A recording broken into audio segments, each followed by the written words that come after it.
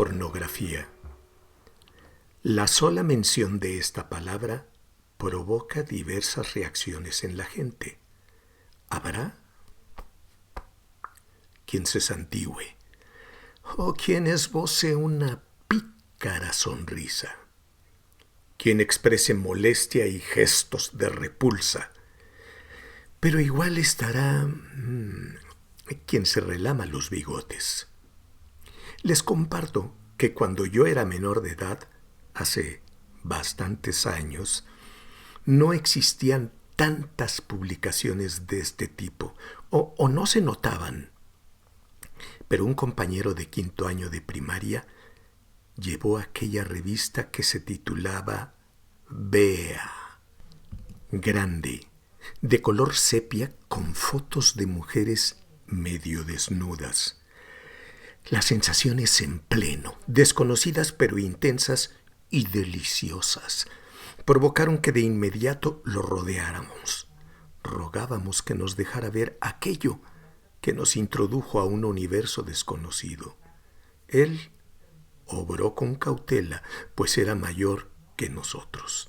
De a poco mostraba esas fotos que recordábamos en nuestros hogares, con el corazón a punto de estallar y adelantándonos a Luis Eduardo Auté sin cantar, pero decíamos: lo malo son las noches que mojan mi mano.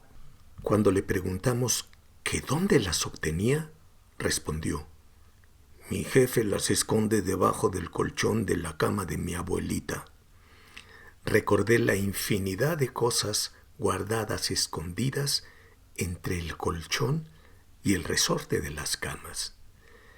Conforme crecimos nos percatamos que había varios tipos de esas revistas, en diferentes presentaciones, algunas con fotos, otra solo con relatos, qué aburridas, y unas que mezclaban dichos contenidos.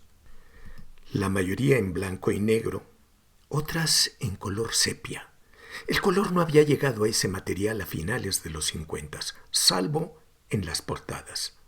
No había en los puestos de periódicos como en la actualidad, pero tenían gran demanda. También nos servían de estímulos eróticos los dibujos de los cuentos. Cómics les llaman a quienes les fascinan los extranjerismos. Las mujeres en ellos eran generosas en carnes, más que despampanantes, exageradas. Veíamos ese material en las calles. Sí, escuchaste bien, en las calles. En aquellos tiempos se podía jugar sin gran peligro fuera de la casa.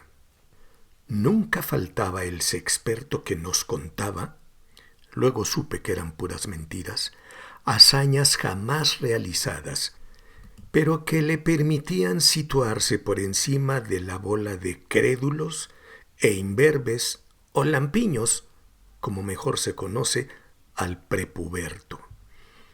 Visitábamos con frecuencia talleres mecánicos porque sus paredes lucían repletas con esas maravillosas, atractivas y hasta adictivas fotos.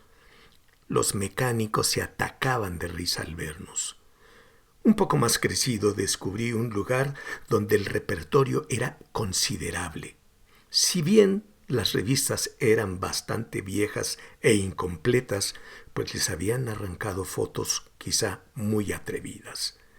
Me refiero a las peluquerías, aunque había que hacerse amigo del Fígaro para que las compartiera. Por esas épocas era muy atractivo ir al cine a ver películas con escenas atrevidas, rogando que el dedo censor no las hubiera mutilado. Películas francesas e italianas eran las favoritas. La pornografía se volvió un negocio que volvió millonarios a quienes hacían revistas o películas. Estas últimas con argumentos paupérrimos que fueron clasificándose en base a las X, 2X, 3X, 4X, infinidad de X. Eran adquiridas en secreto, hasta que la piratería las llevó a las calles donde se exhibían al principio de forma tímida, pero después desplegadas en masa. Lo mismo pasó con los puestos de periódicos. Revistas de mujeres desnudas ocupaban toda una pared del establecimiento. Eso sí, se advertía que solo podían comprarlas mayores de edad. Que las personas se exhiban desnudas no es tanto el problema como el hecho de que la mujer sea tratada como objeto y no como sujeto. A más de que se cuentan muchas mentiras, porque las películas, al estar editadas, exhiben hazañas imposibles de igualar. Lo que me parece inaceptable, y de hecho es un delito, es el material donde se han filmado escenas de violencia inusitada. Pero en la actualidad, la pandemia del COVID-19 ha provocado infinidad de cambios a nivel mundial. Sin duda, los más impactantes se relacionan con las personas infectadas y los decesos, que aunque quisiéramos disminuyeran, siguen causando estragos. Desde luego, más en unos grupos sociales que en otros. En el ámbito de la sexualidad han ocurrido cosas que pueden explicarse a causa de un encierro que casi llega al año. Desde siempre se ha considerado que los principales consumidores de esto son los hombres de todas las edades, aunque uno es quien la compra y muchos quienes la disfrutan. Contreras comentó que en una investigación 71% de los hombres y 29% de las mujeres reconocieron ser consumidores de pornografía. Pero en otra investigación con 20.094 personas, 1.2% de las mujeres y 4.4% de los hombres confirmaron tener conductas sexuales adictivas relacionadas con la pornografía. En otro podcast revisaremos lo de adicción sexual o de conductas compulsivas. El que su consumo se haya incrementado notablemente en estos tiempos de encierro obligado puede ser comprensible. Pero Brendler advierte, la novedad mayor fue la adherencia del público femenino. Fin de la cita. En una investigación en Toronto, Canadá, donde entrevistaron a 11 mujeres heterosexuales, bisexuales y lesbianas, dijeron haber entrado en la red para consumir este tipo de material, pero de forma gratuita.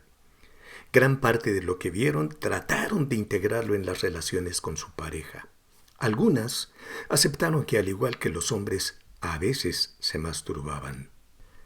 Se considera que la pornografía es causante de múltiples problemáticas, sobre todo en jóvenes y menores de edad, al ponerlos en contacto con material que puede ser sumamente violento.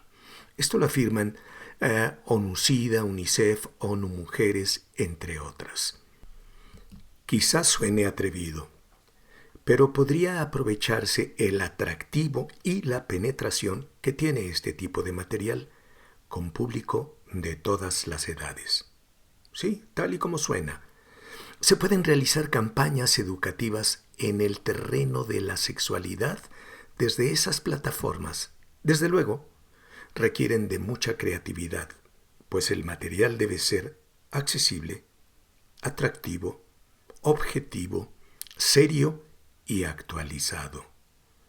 De ese modo podría abandonarse aquel estilo de finales del siglo pasado donde se educaba o se pretendía educar, hablando y enfatizando los miedos a contraer enfermedades y peligros, muchas veces mortales, por practicar la sexualidad.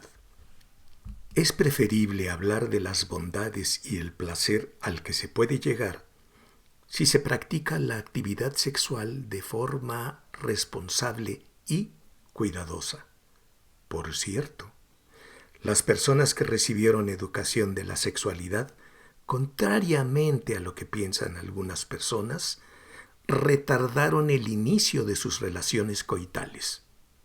Usaron condón cuando las tuvieron. Poseían mayor autoestima y fueron más asertivas. Lo mejor es que la educación integral de la sexualidad, con todas sus bondades y beneficios, cada vez se imparte más en las escuelas, pese a las falacias propagadas por grupos conservadores que hacen de la mentira una de sus principales estrategias. Nota: lo más probable es que menores de edad y jóvenes vean este tipo de material, sí, pornografía. En vez de regañarles, puedes tranquilizarles. Inicia un diálogo respetuoso, señalando que la mayor parte de las personas pasaron por esa situación. Y advierte que gran parte del contenido es falso y tendencioso. No te conformes solo con escuchar este podcast. Recuerda que el material escrito junto con la bibliografía aparece en mi página. Sugiero sigas leyendo, analizando y reflexionando para hablar con mayor conocimiento. Y no lo olviden, ojalá pronto volvamos a coincidir.